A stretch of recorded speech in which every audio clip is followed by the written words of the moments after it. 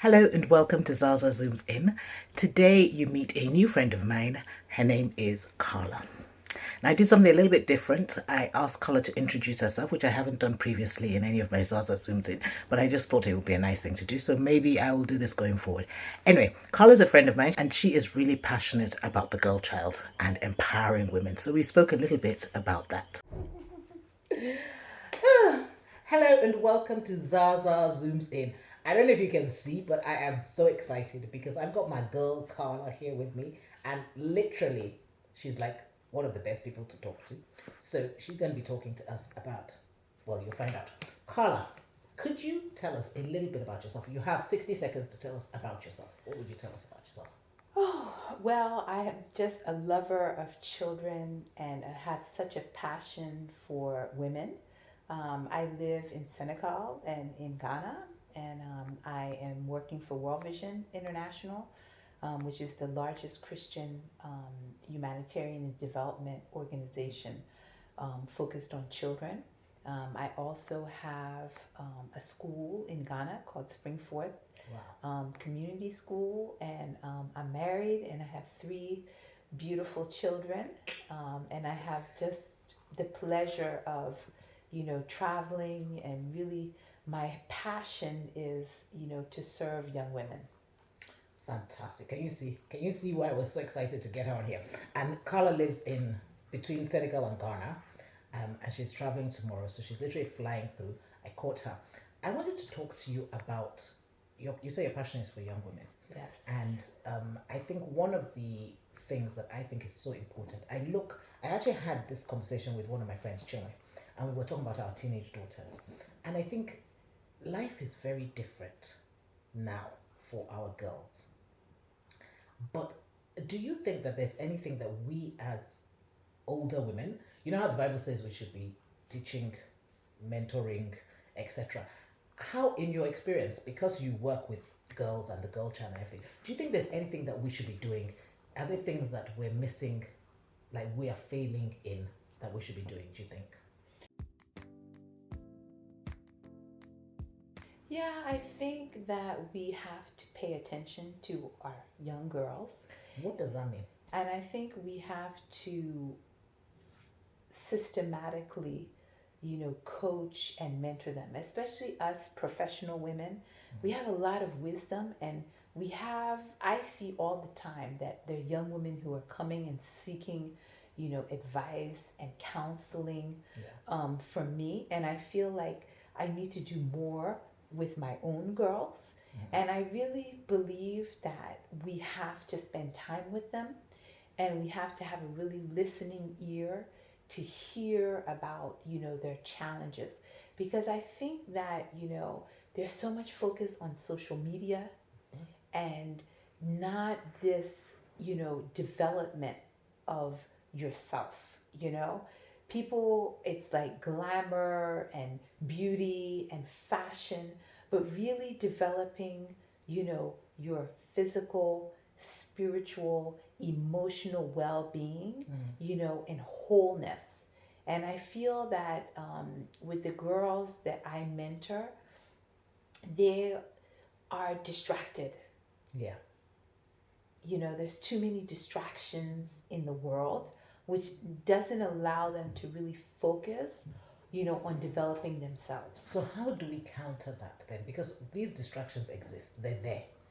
And unfortunately, a lot of the time they carry more weight, or they seem to carry more weight than us. Like I know for a fact that the girls that would rather listen to social media or to TV or whatever than to their mom or their auntie, because they kind of put us in a box, in a category of we don't understand, we don't. So how do we counter these distractions to now actually make headway in our relationship with our girls? I mean, I have this thing, I don't know if you know about, I think I told you about it years ago, that I do called Rock Your Own Gorgeous. Yes. And it's all about owning who you are, loving who you are, and being who you are. And to do that, you have to find out who you are. So there's a whole lot of inner work and stuff that goes on. But I do find that I mean, that's hard work anyway. I think it's hard to be a woman. Well, it's hard. I don't want to say to be a woman. I'm sure it's hard to be a man, but I can only speak from the woman perspective. It's hard to be a woman. And I think sometimes, even as adults, we have all these things coming at us. So how do we because it bothers me that I think, well, sometimes I look at these young girls and I think, if only you knew who you are, if you, but it's almost like, how do you get them to even understand that they need to know who they are? Any ideas? Well, I think, I mean, I have, through my church, in the church ministry, we try to organize things that are, you know, um, fun and interesting, and we take them out of the setting. Like in Senegal, this past summer, we did a wonderful retreat at the beach. Okay. Where we had the girls know each other, we had fun, but then we also talked about, the importance of self care and, paying attention to your self development. In my office, I also had a seminar on career development, where we talked about simple things about how you need to prepare your CV, how you need to present yourself online as a professional rather than just, fake hair, nails, and how, nowadays, even if you're going to get a job, people Google your name and Yes, they look and see absolutely. what's coming up online. So we even talked about how you need to have a proper online presence. We talked about how you have to have a career development plan of, going to school, getting internships, reading books and things like that. So I think we have to have different settings and different avenues to reach, the girls. Yeah. So do you think, now, this is going to be a bit controversial, but anyway, do you think, because I feel, and I almost feel a bit weird saying this, but I feel like we're already fighting. I mean, we are black women. So, from when I was very young, I've always known that as a woman, and as a woman who is seen as a black woman, because I have white blood, but nobody looks at me and thinks she has white blood. So as a woman and a woman who is seen as a black woman, I've already got two things working against me before I even start. And I actually will go as far as to say that, before I walk into, I say this thing all the time. My husband finally got it, because I said to him, when I walk into a room, before I even start, I've got like 3 or 4 things working against me that subconsciously are already, so I walk in and first of all, I'm a woman. Secondly, depending on which country I'm in, so I'm a woman and then I'm black. Or I'm light-skinned black, depending on which country I'm in. So I've got those working against me. Then I'm beautiful, apparently. So I've got my beauty, so it's like, so before I even speak, people have already made their decision about who I am, because I'm female, I'm black, I'm beautiful, and whatever it's. And I think that sometimes I have found, it took me a long time to work it out, but I found that, so I'm then fighting to say, actually no, this is who I am. Forget that I'm a woman, and forget that I actually have a brain. I actually have it's like you're trying to, almost having to prove who you are, because automatically on arrival, you are something. They see something, and that's already many things playing against you. So I feel like when I look at my daughters, and I've tried to raise them to be like, it doesn't really matter that you have these things working against you, but understand that that's why you need to come with your brain, because they're not going to see your brain necessarily immediately, especially if you're not focal. They're going to see you physically, and what do they see physically is your color, your gender, that sort of thing. And so you need to come with a bit more than that to the table. But I think it's really hard, because when you enter these things, I mean, I find like I'm sitting, when you see these films and you see, like, oh, I don't know if it's documentary, I've seen it where there's a black lady walks into the boardroom and they say, oh, could you get me a coffee? Because they cannot imagine that she's the one running the meeting, or she's the one, it's that sort of thing where you enter into a room and you've already been positioned somewhere that you don't even know you've been positioned. So by the time you start to speak, nobody's really, you know what I mean? So how can we, as women who face that, because I feel like we do face that, I think that is the reality of being a woman and being a woman of color. I think that's definitely a reality for all of us. And then if you happen to have what people consider to be beauty or anything else, how do we now, I mean, I'll tell you how I do it, but anyway, how do we get past that to actually be heard? Well, I think that, like you said, I mean, it takes preparation. Mm-hmm. I think also we need to be confident, self-confident about ourselves, but humble at the same time. Mm-hmm. And I think that we also, the way we speak, the way we carry ourselves, because I mean, for the longest time, when I first got to Ghana and I was a country director, I mean, I was just 30 years old and I had a deputy director who was an older man. Mm-hmm. And anytime we'd go to the meetings, they Oh, always wonderful. assumed he was the boss. Yeah. Or I would travel with my male colleagues, especially on the African continent. I remember I arrived in Kinshasa with my boss, and they assumed I was his wife. Yeah. So there are these assumptions. But I believe that if you have the brains, Mm-hmm. you are wise, you have the intelligence, then and you're not trying to overly prove yourself, Mm-hmm. then I think you can garner a lot of respect. And I can tell you that working on the continent for the past 20 years, I can see how women's voices in the professional sphere has really been enhanced and improved, and women can have influence. And I see Yeah, it in absolutely. Senegal, I Absolutely. see it in Ghana. I mean, I've worked in Nigeria, so I think that our voice is now, being heard more so than before. And you said something at the beginning of this whole thing where you said you have to have self confidence. And I 100% agree with you. I do, however, feel like that's easier said than done. You just said you have to have self confidence, like it's something that you can just have. And I feel like there's so many girls that for different reasons, don't have the confidence themselves. And I was having a conversation with someone recently, and we were talking about how it's not even necessarily it's down to you believing in yourself. Like you can believe in me for all you want and 100%, but until I believe in me, there's still going to be that issue. So how can we get self confidence if we don't have it? If we're lacking in it, what would you say? Well, I think that that's why we as mothers and mentors need to show love and care and help build the confidence of the girls that are around us by encouraging them. I think also the spirituality is really important, the God factor, Yeah. because they need to realize that God loves them.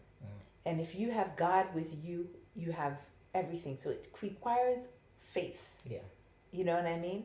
But I really think that it also requires that we, the older moms, the sisters, have to. She's talking about herself. The more mature, the more The mature, more mature. Yes. need to really encourage and empower our girls. Not always, point the finger, you need to do this, you need to do that. Because I think that also does not encourage them. It doesn't encourage. And I'm glad you brought that up because I do feel that women are our own worst enemies in a lot of situations. And I had a conversation with a group of my friends where we were talking about sisterhood and how when you tap into the sisterhood, there is nothing you can't do. The power of the sisterhood is huge. But unfortunately, not everybody is into the sisterhood. And I will see a beautiful woman on the street and I will tell her she's beautiful. Because Yes. I believe that I should. I mean, there's no reason why wouldn't I? But I know that there's a lot of women that won't, and a lot of people that are suspicious when I do. Like, why is she telling me I'm beautiful? So I think there's still that thing where a lot of women don't trust other women, and I get it, but you're right. That thing of pointing, because sometimes there's a quote I saw somewhere where it says, "Be the woman you wanted as a child, or you wanted to have as a child," or something like that. Yeah. Like effectively saying that the onus is on us to stop all the criticism and the finger pointing and the competition and everything. Yeah. And actually just embrace our sisters and the women as So interesting. And we have a lot of common things. Like just on Valentine's Day a couple of days ago in my office, we had a Valentine's Day lunch for the women in the office, and there were about 14 of us. And we played a game where the facilitator asked, "What are things that you enjoy?" And so one person came up and said, "I love massage." And then she asked everybody else in the room that likes to get a massage, come go into the center of the room. Okay. And so you saw some women come together. Then she asked, how many of you love cooking? And then you saw a group of people who came. Yeah. And then there was like, how many of you like dancing? And then there was a group. So, you know, we have so much more in common Yeah. than what divides us. You know, and I Absolutely. think if we can build unity and trust and really change the mindset of that we are sisters, that we need to love each other, that we need to care for each other, that we're going through similar things. And I think that's the difference between, you know, women and men. Because when Yes. women are bonded, sisters, aunties, mothers, we go and we talk about the deep things. And that can really help with healing. Yes. Because that's one of the things that has given me a big burden for these young women is that there are a lot of women that are really hurting. And they can't express it because of this fear that they will be ostracized Exactly. and criticized. Yeah. You know, and I feel that a broken woman, a wounded woman is not a self-confident woman. Oh no, definitely not. And so that will hinder, and then we start getting into destructive behaviors, you know. So I think, like you said, Tanuka, we really have to work on building and encouraging and inspiring, you know, our young girls. Gosh, you know, it's something that I so believe, and but sometimes I just think how, I mean, I guess, you know, the answer to this is one girl at a time. Because I think sometimes when you look at which I tend to do, I'm looking and I'm thinking there's so many of them, and but you can only do one at a time, and you know, hopefully each person will do one at a time, and then we can build and make a thing. Because I honestly believe that what women bring to the table in every situation is second to none. And I think that we're not coming to the table enough in so many situations, you know. So you have, I mean, I'm a Christian, so I believe that whole thing of the roles, you know, as a wife, you're the helper, all of that. But I don't think that means you don't bring anything to the table. Do you know what I mean? I think because sometimes people look at being a wife as, you know, because you have to be submitted. I think submission is power, personally. So I have no issue whatsoever with that. But that's a different topic for another day.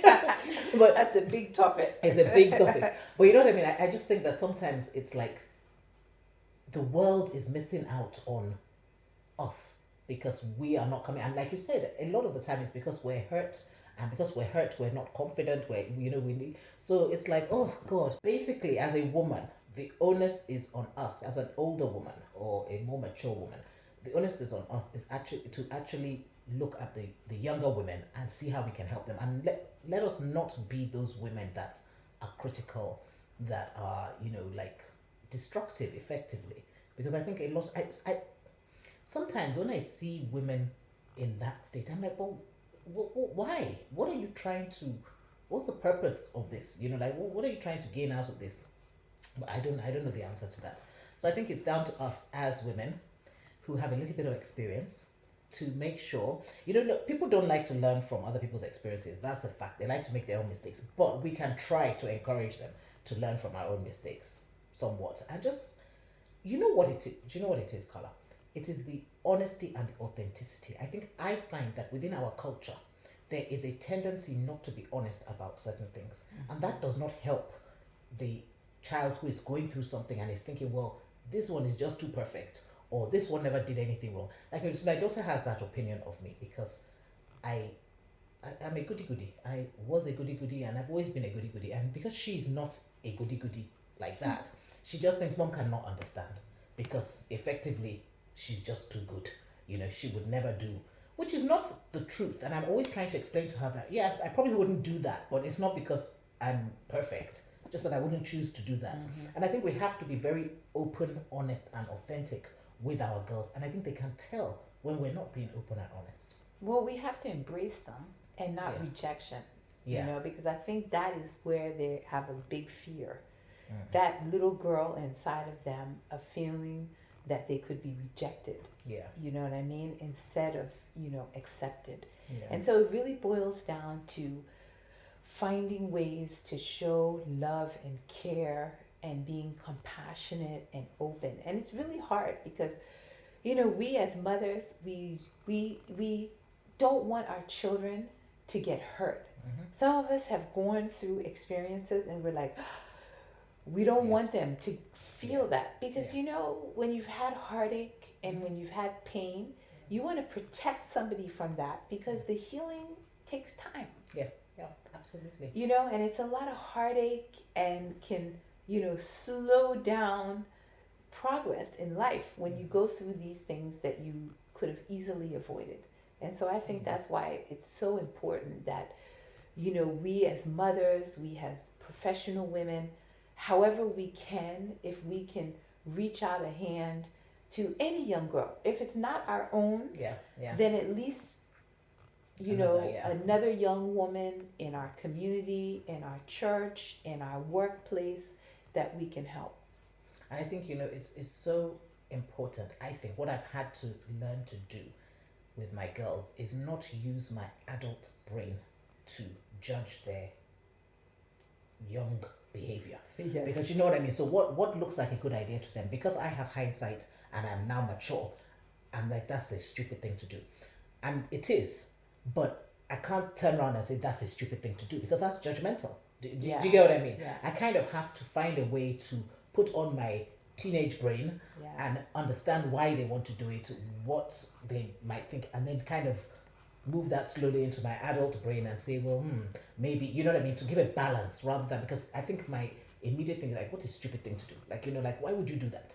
Because I'm now old enough to know that that's a stupid thing to do. But if I was that age, 16 or whatever, did I know at that age? And I think it's very easy for us as adults to use our adult brain to judge a teenage situation. And I somehow just think that's not fair. Yes, we need to use our adult brain because that's the benefit of, you know, maturity, but we can't use it to judge. We have to be careful how we land with that. And I think culturally we're very good at just, you know, like judging instead of, you know. So yeah, so it's hard work, but it has to be done. We have to do it for our girls, because if we don't do it, who is going to do it? And we have, I think there's no question that we have the ability to bring out the best in our girls. But you know what this whole thing is about, Carla? I also think this is all about selflessness. I really think that our whole life should be about selflessness. Because if you're thinking about yourself, you know, if you're thinking about them, it's much easier. You know, I think sometimes in protecting ourselves and when we're thinking about ourselves too much is when we don't do what we need to do. And if we could just pause that and think about someone else, put ourselves in their position, then, you know. Anyway. Well, it's about the next generation. Yeah. You know, if we don't do this, we are mentoring, coaching, and training the next generation of mothers, wives, professionals, you know, and if we're not careful, the children won't reach where we have reached. Because the way that the society is now, the social media has distracted them from this hunger and thirst for personal development, success, you know, doing good. I mean, there's too much competition that could just leave the child to mediocre life. And we need our girls to strive toward excellence. And you know, I also think that at the risk of sounding wrong, I also think that the woman, the power of the woman in terms of in the life, because you know, like that thing where you educate a woman, you've educated a family. Yes. Because we just have that like oversight of the whole family. So it's so important that we do what we need to do for our girls, because like you said, future generation, they are the ones that are going to carry on the whole, as in, so that it will go through the lines as opposed to just stopping with the man or whoever, you know. So I think sometimes with the man it's just easier for it to be more isolated, if that makes sense, whereas with the woman it tends to spread down. Yeah, so I think so Carla, girls, we have to take care of our girls. We have to intentionally mentor, coach, train. I love the word train, because I think that sometimes we think we can tell without training. You know, training is very different. You teach them, you show them, you encourage them. You know, training is a process, whereas telling them is a one-off almost. So Yes. I feel like it's so important that we train, and I think sometimes we tell rather than train. And we think that because we've told, we have trained. We haven't. We need to coach them. We need to coach them, exactly. Because part of training is coaching. Yeah. You know? I mean, on the football field, the coach, is giving Directions, the strategies. Yep. You know, but the team players have to do it themselves. Yes. It's just we're coaching them along the way, whether they take the advice or not, but as long as we do it. And I believe that there are a lot of girls out there, and it may not be their mothers. They're looking for other women that they will listen to. Yes. Because they feel it's a safe space to really share like the deepest things that are happening to them. Yeah. And they'll listen. You know, because I have several young women, you know, that I'm coaching and that I'm mentoring, and I see that they're listening. Yeah. Now, they may not listen right away, but then they'll come back and they say, Auntie, thank God. Yeah. You know, that you gave me that advice. You know, because, you know, it takes time. Wisdom is more precious than anything. Yes. And it comes with experience. It comes with experience, yes, sometimes. Yes, that's true. Yeah. Oh, well, thank you, Carla. Oh, you're welcome. I think we could actually have gone on this forever, but you know, that's what always happens. Every topic can actually be much longer than it is. But we don't want to bore you too much. But we hope we've got you to think about what you as a woman, and this is directed at women. I know that there are male people watching too, but at the women, what you can do to the younger women in your life and how you can help develop them and make them the women that they're called to be, the women that they're supposed to be. But they need our help to do that. And I think it's not good enough for us to say they need to ask. We need to be intentional. That's all about sharing our wisdom and stuff. So yeah. Amen to that. Amen. Yeah. See you next time. Okay, so there you have it. We feel that the onus is on us as older women to be intentional about training and raising and coaching. Carla used the word coaching quite a bit. Coaching our young ladies so that they can be the women that God created them to be. Because I firmly believe certainly that the woman, if we train a woman, we train a village. We train a whole heap of people, not just one person. And so it's up to us to make sure that we are doing our best for our girls. And also to just remember what it's like to be a girl. So that's a challenge for you ladies. Any younger ladies around you, just take them under your wing and be there for them. Support them, love them. Remember what Carla said about drawing them in, accepting them. Let them not feel like they're going to be judged. Yeah, can you do that? I'm sure you can. God bless you.